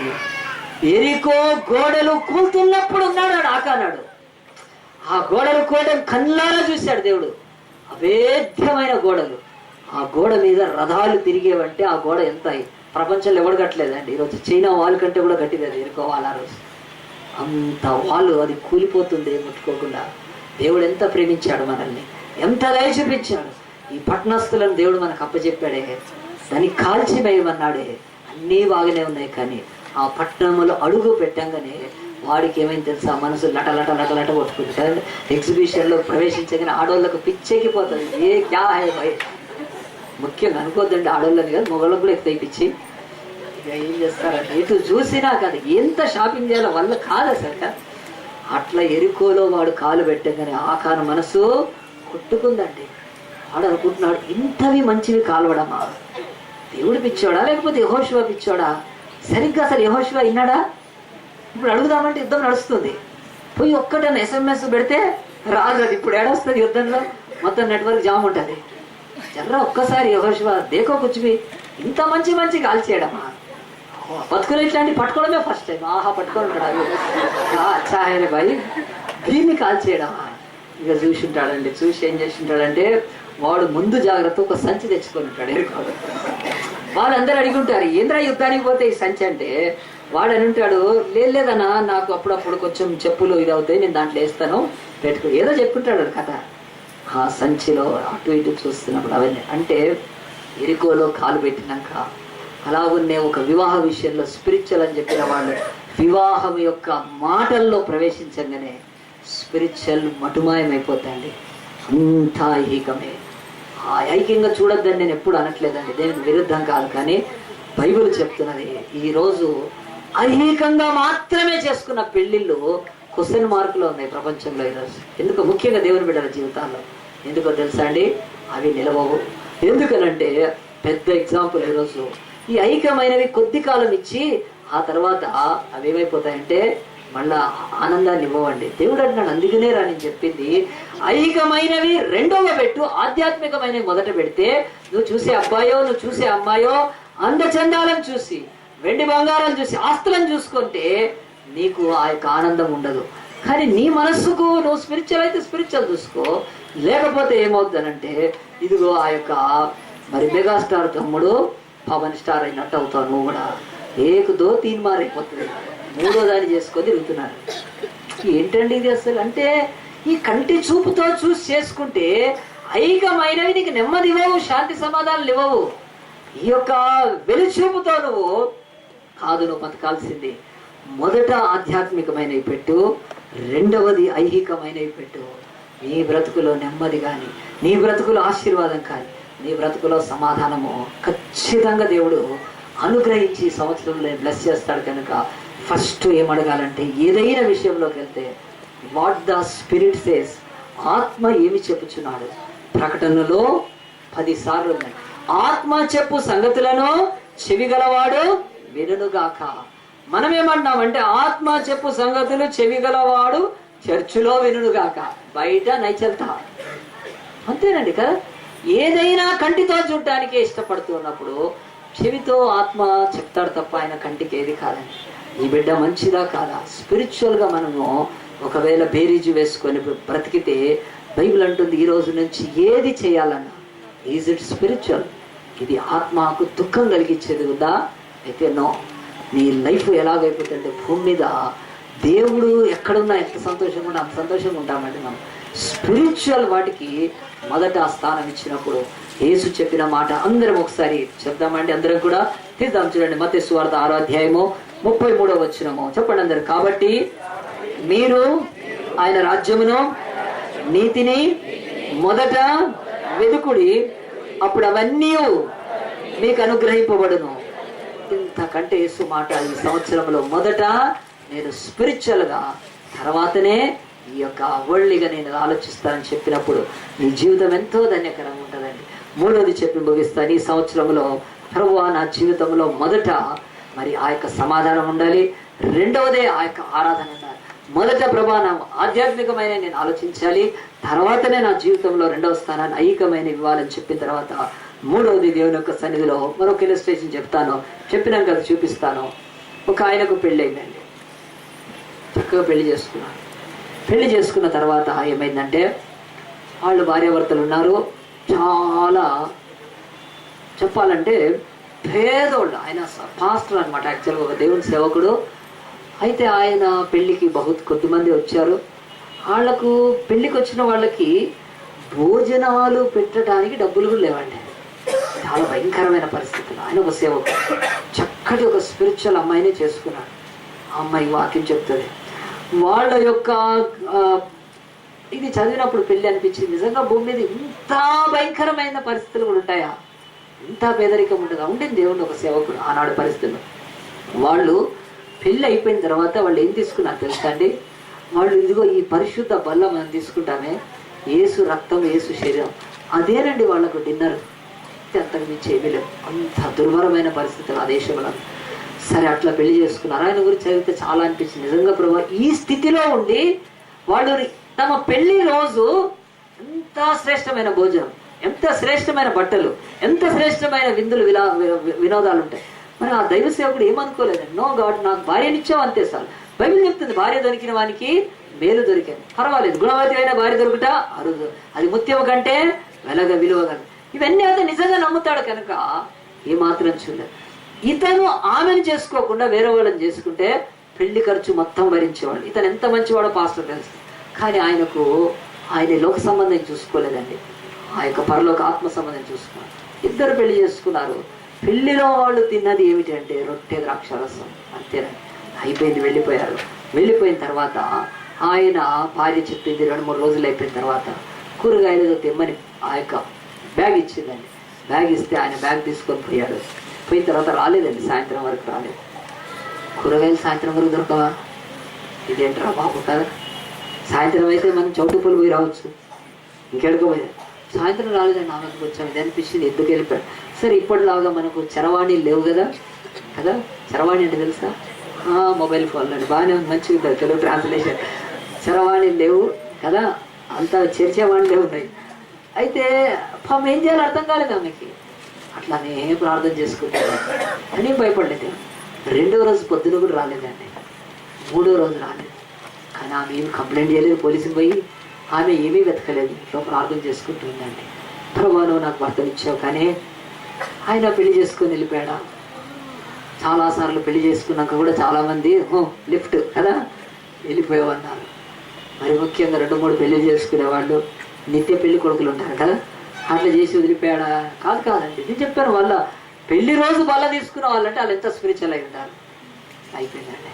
4 రోజులు దుఃఖం వచ్చింది. ఇక అమ్మాయికి బాగా ఎడవడం మొదలుపెట్టింది. ఏంటి ప్రభా నన్ను వదిలేసి వెళ్ళిపోయాడా? కాదు అలాంటి వాడు కాదు. ఎంత ధనవంతులు కోటీశ్వరులను వదిలిపెట్టి నన్ను పెళ్లి చేసుకున్నాడంటే ఈ దైవ సేవకుడు పాస్టర్ అలా చేయడని చెప్పి 5వ రోజు కూడా ప్రార్థన చేస్తున్నాడు. 5వ రోజు సాయంత్రంకి వచ్చాడండి. సాయంత్రంకి వచ్చి భార్యని అడిగాడు. ఏమన్నా భార్య అడిగింది, ఏమండి కూరగాయలు ఏమైందని. బయటికి వెళ్ళావు కదా, కూరగాయలు ఎప్పుడు తెమ్మన్నావు అంటున్నాడు. ఈ బ్యాగ్ ఉందంట, ఉండొచ్చు, మర్చిపోయాడు. ఆయన గురించి చదివితే తెలుస్తుంది. భూమి మీద ఒక గొప్ప సేవకుడు అండి. ఆయన ఇంటిలోంచి వెళ్ళి కూరగాయలు తెమ్మన్నది మర్చిపోయి ఏం చేస్తున్నాడు తెలుసా, సువార్త చెప్పుకుంటూ ఒకళ్ళ ద్వారా ఒకళ్ళకి తెలిసి ఆయన ద్వారా స్వస్థతలు తీసుకెళ్ళి ఆయన వాక్యం చెప్తుండే చాలా చోట్ల. 5 రోజులకు ఆయన గుర్తొచ్చింది. ఏంటి తెలుసా, నాకు 2 days అయింది, 3 days అయింది మ్యారేజ్ అయ్యాలి. తనకు వివాహం అయింది, ఆయన సేవలో పడ్డ తర్వాత మర్చిపోయాడు. 5 దినాల తర్వాత గుర్తొచ్చింది. అని అవును కదా నాకు రీసెంట్గా మ్యారేజ్ అయిందని. అప్పుడు ఇంటికి వస్తే భార్యకి చెప్తున్నాడు. ఏమని చెప్పాడు తెలుసా, నేను ఎక్కడికి పోలేదమ్మా, నేను స్వార్థ చెప్తున్నాను. ఆ అమ్మాయి కూడా చెప్పింది, నాకు తెలుసు మీరు అదే పని చేస్తారని. ఈ యొక్క సేవకుడి పేరు ఏంటో మీరు నెట్లో ఎతికి చెప్పండి, నాకు మీకు ఒక క్వశ్చన్ ఇస్తున్నాను కదా, వీక్లీ క్వశ్చన్ SMS-లో తీసుకోండి, పెట్టుకోండి. ఆ దైవ సేవకుడు మహా గొప్ప సేవకుడు, ప్రపంచంలో ఒక భాగాన్ని కదిలిచ్చాడండి ఆయన అలాంటి దైవ సేవకుడు. ఎందుకు నేను చెప్తున్నానంటే, ఈరోజు చాలా మటుకు యేసు ప్రభు దేన్ని మొదట పెట్టమంటున్నాడో, రెండవది ఏది చేసుకున్నాడో నేను చూపిస్తాను. చూడండి, మనందరం కూడా మత్తయి సువార్తలోనే దేవుని యొక్క వాక్యం ఒక మాట చూద్దాం. 8వ అధ్యాయంలో దేవుని యొక్క వాక్యము ఒక మాట చెప్తుంది. మత్తయి సువార్త 8వ అధ్యాయంలో దేవుని యొక్క వాక్యము ఎలాగున రాయబడింది 21వ వచనంలో, అంటే 18 నుంచి, యేసు తన యొద్దను జనసమూహమును చూచి అద్దరికి వెళ్ళాలని ఆజ్ఞాపించెను. అంతటా ఒక శాస్త్రి వచ్చి, బోధకుడా, నీవు ఎక్కడికి వెళ్ళునని నీ వెంట వచ్చిందని ఆయనతో వచ్చింది. అందుకు యేసు అంటున్నాడు, నక్కలకు, బొరియలు, ఆకాశ పక్షులు నివాసాలను కలవు గాని మనుష్య కుమారుని తలవాల్చుకుంటే ఎన్నో స్థలము లేవని అతనితో చెప్పాను. శిష్యులలో మరి ఒకడు, ప్రభువా, నేను మొదట వెళ్ళి నా తండ్రిని పాతిపెట్టుటకు నాకు సెలవిమ్మని ఆయన అడగగా, ఈ మాట 21వ వచనం గుర్తుపెట్టుకోండి. ఇక్కడ చెప్పాడు, మొదట వెళ్ళి నా తండ్రిని పాతి పెడతాను అని అంటున్నాడు. ఈరోజు యేసు ప్రభు శిష్యుడుగా యేసు ప్రభు నోరు తెరిచి పిలిచాడు, చెప్పాడు. అక్కడ ఉన్న కొద్ది మందిని చూశాడు, వాళ్ళ క్యాలిబర్ చూశాడు, వాళ్ళ మంచితనం చూశాడు, వారి ప్రార్థన చూశాడు, వాడు యేసుని వెంబడించడం చూశాడు, వాళ్ళ విశ్వాసం అన్నీ పర్వాలేదు, చాలా బాగున్నాయి. కనుక నోరు తెరిచి జన సమూహాలలో ఆనాడు యేసు ఒకరిని శిష్యుడిగా చేసుకున్నాడంటే భూమి మీద వాళ్ళకంటే ధన్యులు ఎవరు లేరండి. నోబెల్ ప్రైజ్ పొందిన వాళ్ళు కానీ, ప్రపంచ ప్రెసిడెంట్లు, ప్రైమ్ మినిస్టర్ల కంటే యేసుతో కలిసి సేవలో ఆయన శిష్యులై బ్రతకడం కంటే ప్రపంచంలో ఇంకా గొప్పది ఏది ఉండదు. అలాంటి అవకాశాన్ని ఇస్తే ఒకడు ఏమంటున్నాడు తెలుసా అండి, మొదట వెళ్ళి నా తండ్రిని పాతి పెడతాను అని అంటే ఆ యొక్క కార్యం చూసుకొని వస్తాను. సో బైబిల్ చెప్పగానే చెప్తుంది, యేసుప్రభు మనకి ఏం చెప్తున్నాడంటే, మన జీవితాలలో మొదట మన పనులు, రెండవది దేవుడి పనులు. ఇది ఈ సంవత్సరం నువ్వు మార్చుకునేంత వరకు నీ బ్రతుకులో నీ పనులకు సక్సెస్ ఉండదు. దేవుడు ఓపెన్గా చెప్పేస్తున్నాడు తన వాక్యంలో, మొదట వెళ్ళి నా సహోదరులను, నా యొక్క ఇంటిలో పనులు చూసుకుంటాను, తర్వాత టైం ఏదైనా మిగిలితే నిన్ను వెంబడిస్తాననేది బైబిల్ చెప్తుంది. ఫస్ట్ ఈ రోజు నుంచి ఒకవేళ నీ జీవితాన్ని, ఎందుకు ఇందాక ఇలస్ట్రేషన్ చెప్పాను ఒక దైవ సేవకుడిది, ఆయనకు మొదట తన కుటుంబము కాదు, దేవుడి రాజ్య స్వార్థ మొదట, దాన్ని మొదట పెట్టుకున్న వాళ్ళంతా దేవుని బిడ్డలు. అలాగున్న దేవుని మహిమని లోకంలోనే ఉన్నప్పుడు చూచారు కనుక. కానీ ఈ రోజు వరకు సాకులు చెప్పడం, మొదట చర్చికి వెళ్ళాలంటే ఆ రోజే చుట్టాలు వస్తారు. ఎందుకు వస్తారో ఆ దేవుడికే తెలుసు, నాకైతే తెలియదు. కానీ ఆదివారమే వస్తారు చుట్టాలు కదండి. ఆదివారం సింపుల్గా చెప్తున్నా, ఏమంటావు, నేను ఆదివారమో ఎందుకు రాలేదంటే చుట్టాలు వచ్చారు కదా. చుట్టాలు వచ్చారంటే నేను రెండోది ఏం తెచ్చారు మీ దగ్గర, తెచ్చేది ఏం లేదు, ఊడ్చిపోయేది ఉంటుంది. ఎందుకంటే వాళ్ళ గురించి ఆదివారం చుట్టాలు వస్తే వాళ్ళని ఏం చేయండి, ఈరోజు ఈ దినం ముఖ్యంగా మొదట ప్రభువుకి ఇద్దాం, ప్రభు దగ్గరికి వెళ్ళి ఆయన ఆరాధిద్దాం, అయింది తర్వాత ఇంటికి వచ్చి ఏదైనా వండుకొని తిందాం. కానీ ఆ రోజే ఏం చేస్తున్నారండి, కొంతమంది చిన్న నీళ్ల గురించి చెప్తున్నారండి. నీళ్ల గురించి, ఈరోజు నీళ్ళు వస్తాయి నేను చర్చికి రానని అని అంటే దాదాపుగా బైబిల్ అంటుంది, మొదట నీ జీవితంలో నీ పనులు, ఏదైనా మిగిలితే దేవుడి పనులు. ఇలాగ నీ సంవత్సరం అంతా ఒకవేళ నువ్వు కొనసాగుతుంటే దేవుడు చెప్తాడు, ఆయన రాజ్యం మాత్రము నీకు దక్కకుండా పోతుంది. చాలాసార్లు ప్రభువుని ఎక్కడ పెడితే ఆయన అక్కడ ఉండటానికి ఇష్టపడే దేవుడు. ఆయన అడుగేసి ముందుకు రాడు. పందులు మేపుతూ, పందుల మీద వ్యాపారం చేసుకుంటూ, పందులతో బతుకుతున్న గదరేళ్ళ దేశానికి ఆయన వెళ్ళాడు. వెళ్ళి అక్కడ 2000 దయ్యాలు పట్టిన ఒకడిని స్వస్థపరిచినాక ఆ దయ్యాలను పందుల్లోకి వెళ్ళమంటే వెళ్ళినాయి. ఆ పందులు కొని చచ్చిపోయినాయి. ఆ దేశస్తులు వచ్చి ఏం చేశారు తెలుసా, యేసయ్యా నువ్వు మా దేశంలోకి రావద్దు, మాలోకి రావద్దు, మాకు నీకంటే పందులు వ్యాపారం ముఖ్యము, తర్వాత నేను కనుక మా దాంట్లో ఎవడైనా ఈ దేశంలో, గదరేల దేశంలో దయ్యాలు పట్టి తన్ను తాను కొట్టుకుంటూ, బట్టలు లేకుండా రాళ్లతో పొడుచుకుంటూ సమాధుల్లో ఉన్నా పర్వాలేదు, కానీ మాకు మొదట పందుల వ్యాపారమే. యేసుప్రభు మళ్ళీ బైబిల్లో ఒక్క చోట గదరేల దేశంకి వెళ్ళినట్లేదండి. ఆ గదరేల దేశంలో యేసుప్రభు స్వస్థపరిచిన వాడు వచ్చి అడిగాడు, యేసయ్యా నన్ను నీ వెంబడి తీసుకెళ్ళమంటే చెప్పాడు, నువ్వు వెళ్ళు, నీ దేశంలో నాకు సాక్ష్యం చెప్పు. అంతకు తప్ప యేసుప్రభు వెళ్ళలేదని. ఎందుకు ఈ మాటలు చెప్తున్నానంటే, ప్రియ దేవుని బిడ్డలారా, ఈ జనవరి 1వ తారీఖు నుంచి నీ జీవితంలో మొదట దేవుడి పని అయితే దేవుడు నువ్వు అన్నిట్లలో నిన్ను ప్రథముడుగా చేస్తాడు, అన్నిట్లలో ఆయన నిన్ను అధికం చేస్తాడు. మొదట మనం దేవుడికి ఇవ్వకుండా, మొదట దేవుడి పనికి ఇవ్వకుండా మన పనులకు ఇస్తే బైబిల్ చెప్తుంది మనం ఎన్నడూ కూడా దేవుళ్ళో దీవించమని. దానియేలు గ్రంథంలో గుర్తుపెట్టుకోండి, సమయం అయిపోయింది, లేఖనాలు తీయనక్కర్లేదు. దానియేలు గ్రంథం 1వ అధ్యాయంలో యూదులు చెరపడబడిన షడ్రక్ మేషక్ అబేద్నెగోలు వెళ్ళారు. వెళ్ళినప్పుడు వాళ్ళు ఏం చేశారంటే, అక్కడ రాజ భోజనాన్ని వాళ్ళకు పెట్టడానికి అక్కడున్న అధికారికి అప్పచెప్పబడితే అధికారితో ఏమన్నారు తెలుసా అండి, అయ్యా మేము యూదులము, మేము అందరిలాగా ఏది పడితే తినాం, ఫస్ట్ గాడ్ థింగ్స్ ఇస్ మాకు ఇంపార్టెంట్. మేము ఈ యొక్క రాజభోజనంలోని అనేకమైన అపవిత్రమైన వాటిని చేస్తారు, మేము తినమని చెప్పినప్పుడు ఆయన అన్నాడు, మీరు ఎక్కడి నుంచి వచ్చారా బాబు, నా డ్యూటీకి ఎసరు పెట్టారు, మీకు నేను అవి పెట్టకపోతే రాజు నా తల ఛేదించేస్తాడు. అయినా మటుకు వాళ్ళు వేడుకున్నారు. ఒక 10 days చూడండి ట్రైలు అన్నారు.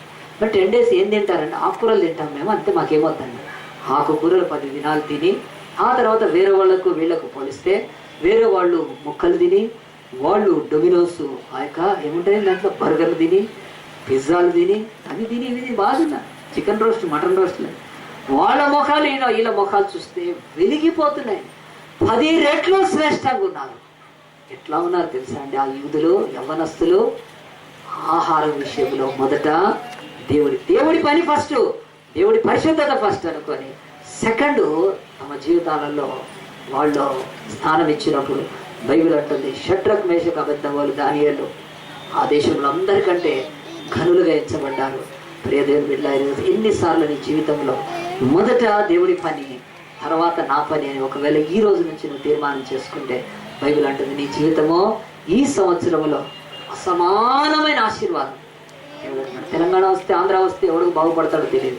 ఇంకా కొత్త వాళ్ళు ఎవరైనా రాజ్యాధికారంలోకి వస్తే, నీకు కొత్త జాబ్ వచ్చినా, నువ్వు కొత్త ఇల్లు కట్టుకున్నా, ఇంకా నీకు కొత్త బంగారం కదా, కొత్త బంగారు లోకం కదా, వచ్చినా కానీ నువ్వు వెళ్ళినా నీకు మిగిలేదు ఏమీ లేదు. దేవుడి బిడ్డకు మాత్రం దేవుడు అంటాడు, నేను మార్గాన్ని, నా మార్గంలోకి వస్తే ఇదే సత్యము. ఏంటో సత్యం తెలుసా? ప్రియారిటీస్.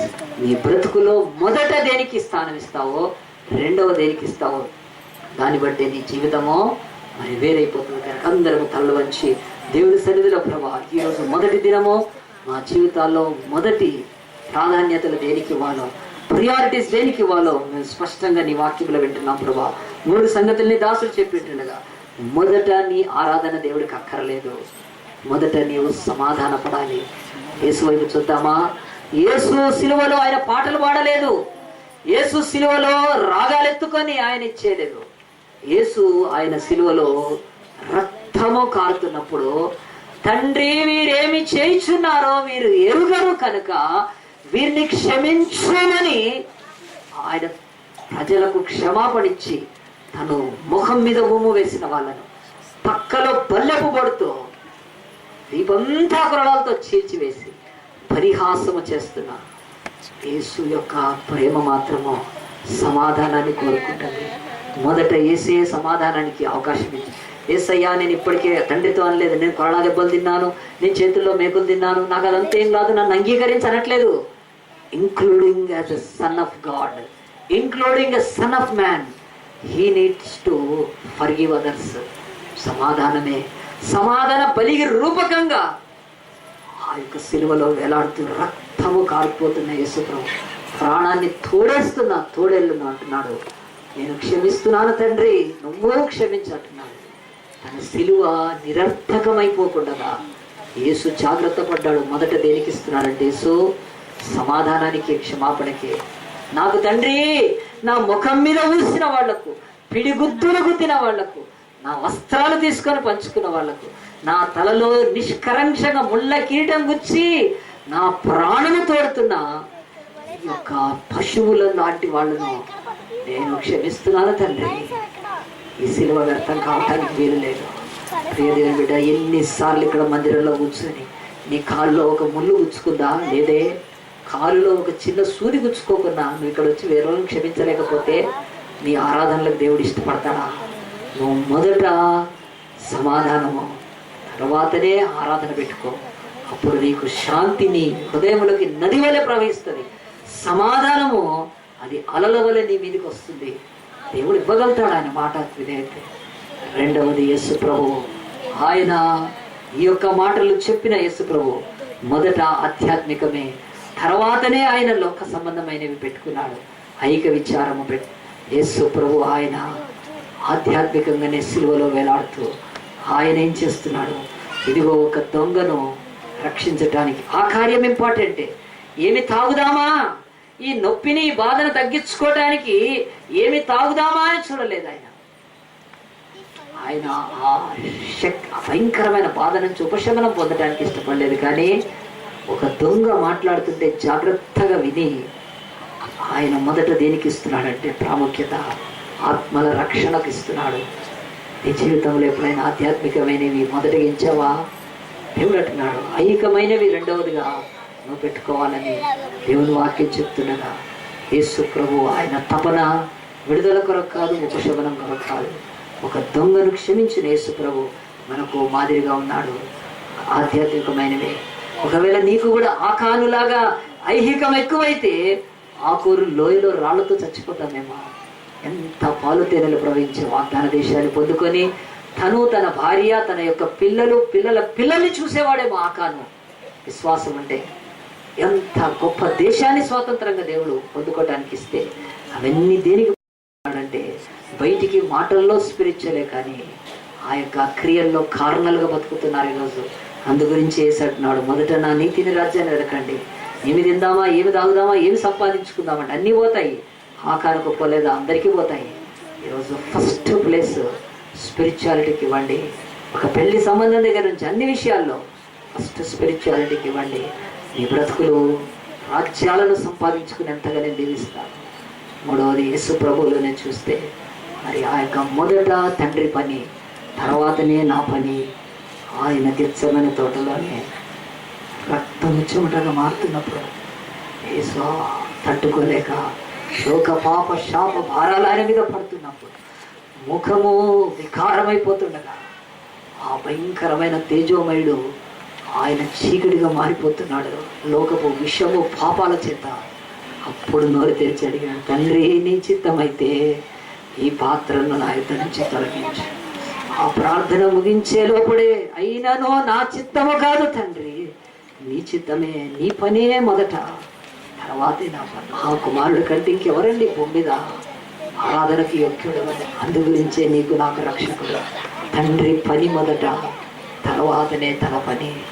తప్పిక ఉన్నా ఆకలి ఉన్నా ఆయన అలమటించిన తండ్రి పని చేసినాకనే తను విశ్రమించేవాడు. ఈరోజు కనీసం చర్చికి వెళ్ళటానికి, ఒక దేవుడి పని చేయటానికి నువ్వు దాన్ని రెండవదిగా పెట్టి నీ పనులకు పనికి మాలిన వాళ్ళను మెప్పింపజేయడానికి వాళ్ళ పనికి మొదటి ఇస్తే నీ జీవితంలో అడుగైపోతావేమో. ఎన్ని కొత్త సంవత్సరాలు వచ్చినా, ఎన్ని కొత్తవి కొనుక్కున్నా, మొదటే నువ్వు కారు కొనుక్కున్నా, మొదటే ఇల్లు కట్టినా, మొదట ఎన్ని చేసుకున్నా, నీ జీవితంలో మొదట ఆ కుమారుడే యేసులాగా చెప్పగలిగాడు, తండ్రి నీ చిత్తం మొదట, తర్వాతనే నా యొక్క చిత్తాలు, నా పనులని ఒకవేళ నువ్వు చెప్పగలిగితే ప్రతి జీవితం ఈ సంవత్సరం మారుతుంది. అందు గురించి మొదట్లోనే చెప్పాను, నేనే మార్గాన్ని చెప్పాడు. ఆయన మార్గంలో సత్యం ఏమిటంటే నీ జీవితంలో ఫస్ట్ దేనికి ఇవ్వాలి, సెకండ్ చాలామంది భర్త మీద సాకులు చెప్తారు, భర్తకు మొదటి స్థానం ఇస్తారు. బైబిల్ అయితే చెప్పట్లేదు. దేవుడికి ఇచ్చినాకనే నీ భర్తకి, దేవుడికి మొదటి స్థానం ఇచ్చినాకనే నీ బాస్కి, దేవుడికి మొదటి స్థానం ఇచ్చినాకనే నీ పాస్టర్కి. అంతే తప్ప పాస్టర్ అయినా ఆయన పెద్ద దైవ సేవకుడు ఆయన. First place to God, then only second place to any other one. ఈరోజు ఒక్క తీర్మానం వేసయ్యా, సిలువలో నీ ప్రేమను నువ్వు దేనిలో మొదటిగా ఆ యొక్క విషయాలను పెట్టుకున్నావు, నువ్వు దేన్ని బోధించావు ఈరోజు నేర్చుకున్నాను ప్రభా. నా హృదయాన్ని నీకు ఇస్తాను ప్రభా. మొదట జాబు, మొదట పెళ్ళి, మొదట ఇల్లు, మొదట బంగారం, చాలా ఇంతవరకు బతికిన బతకది ఐక్యమైన వాటి నుంచి వస్తే మొదట సమాధానం ప్రభా. నేను ఈ చర్చి నుంచి వెళ్ళి ఈరోజు ఉదయం మొదటి రోజు నేను ఎవరితో ఘర్షణ పడి ఉంటే నేను ఫోన్ చేసి క్షమాపణ అడుగుతాను ప్రభా. ఇక నాకు ఈ 364 రోజులు నన్ను సమాధానం వెంటాడుతుంది. ఛాలెంజ్ దేవుని వాక్యంలో చెప్తున్నాను. నువ్వు ఈరోజు క్షమిస్తే నీకు ఆ యొక్క కృప ఉంటుంది. తన భర్తను చీపులో పెట్టి కాల్చివేసిన ఆ యొక్క గ్రామ్ స్టీన్స్ భార్య ధారాసింగ్ను క్షమిస్తే 10 సంవత్సరాలకు ధారాసింగ్ రక్షణ పొందాడు. ఈరోజు క్షమాపణకి ఎంత శక్తి ఉందంటే ఒక భయంకరుడిని మార్చేస్తుంది. వాళ్ళు నిన్ను క్షమించనక్కర్లేదు, నువ్వు క్షమించు, ఫోన్ చేసి సమాధానపడిరా. నెక్స్ట్ ఆదివారం నుంచి నీ ఆరాధన ఎంత ఆనందం ఇస్తుందో, నువ్వు తినే ఆహారం నీకు ఎంత రుచిగా ఉంటుందో, నువ్వు చేసే పనులలో ఎంత సక్సెస్ ఉంటుందో. మొదట నువ్వు దేనికి ఇచ్చావో దానికి సాగులు చెప్పొద్దు. చిన్నపిల్లలు ఉన్నారు కదా, నేను చిన్న పాపను వేసుకొని 17 ఏళ్ల క్రితం అనుజు కూడా గట్కేసరికి వెళ్ళి వాక్యం చెప్పేవాళ్ళం కానీ అవి నేను ఎప్పుడు ఒప్పుకోను. చిన్నపిల్లలు అంటారు, చాలా తప్పు. ఆ మాటలు సాకులు అస్సలు ఇష్టం లేదు. దేవుడికి తెలుసు, పిల్లల్ని ఇచ్చిన దేవుడికి నీకు పిల్లలు ఇచ్చాడు కదా అని చెప్పి నువ్వు ఆ పిల్లల్ని సాకుగా పెట్టద్దు.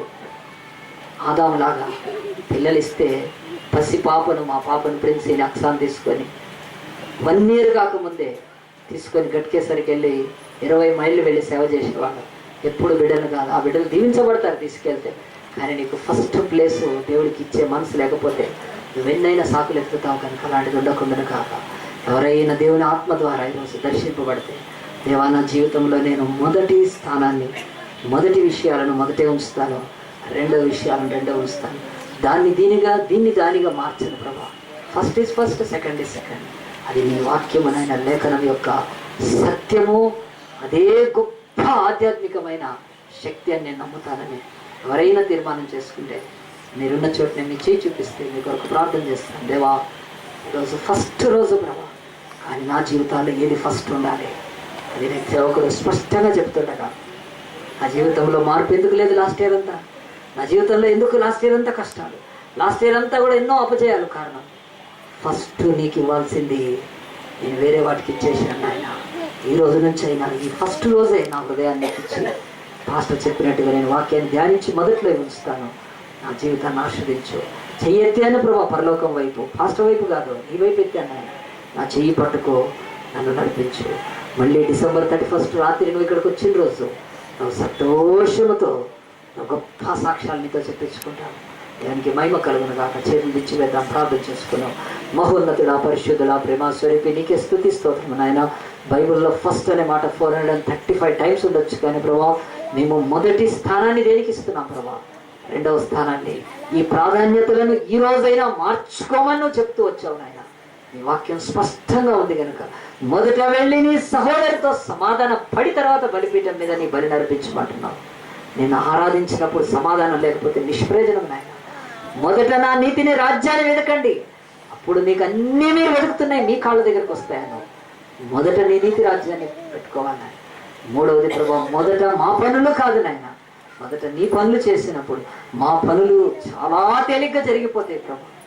అయ్యా నాయన, అలాగున్న ప్రభా మా బ్రతుకులను మార్చమని వేడుకుంటూ సిలువలో నీ యొక్క తండ్రి ప్రేమను, ఈ మాటల యొక్క మార్గాన్ని మేము మరొకసారి చూచాను కనుక ఇదిగో నీ ఆత్మచేత సన్నింపబడ్డ బిడ్డలు, చేతులెత్తిన బిడ్డల్ని ఒక్కసారి ప్రభా నీ ఆత్మచేత దర్శించి వారి చెయ్యి పట్టుకొని ప్రభా నాయన. ఈ లోకము వాళ్ళను శోధిస్తుంది, బంధువులు శోధిస్తారు, స్నేహితులు శోధిస్తారు. ఏం పర్వాలేదులే దేవుడు తర్వాత, నువ్వు ఓవర్ యాక్షన్ చేయొద్దు, భక్తి ఎక్కువ పెట్టుకోవద్దు అంటారు. కానీ వాళ్ళ మాటలు వినకుందుము కాక నాయన. ఆ తండ్రి యోబు భార్య వచ్చి యోబుని ఎలాంటి మాట మాట్లాడింది అలాంటి వాళ్ళు మాకు ఉంటారు ప్రభా నాయన. మేము వారి మాటలు వినకూడదు నాయన. మొదటి స్థానం నీకే ఇచ్చి నేను దీవించబడ్డకు నాయన. మరి ముఖ్యంగా చేతులెత్తిన వారిని అభిషేకిస్తూ ముందుకు నడిపించమని, విత్తబడిన వాక్యానికి నారు కట్టి నీరు పోసి నూరంతలుగా మీరు ఫలింపచేయమని స్తుతి స్తోత్రం చెల్లిస్తూ ఈ కొద్ది ప్రార్థనలను యేసు నామమును బట్టి అడుగుచున్నాము తండ్రి, ఆమేన్. ప్రియ దేవుని బిడ్డలారా, ఈ యొక్క సమయంలో మనము మన యొక్క కానుకలు ప్రభు సమర్పించుకున్నాం.